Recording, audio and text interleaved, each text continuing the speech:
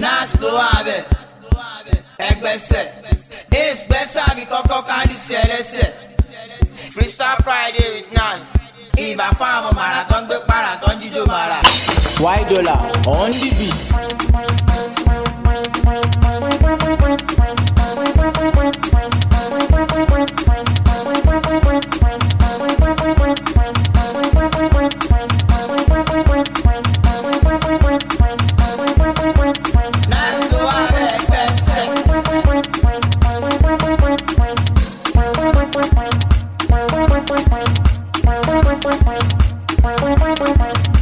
Freestyle Friday with Nas. Emma go get back best.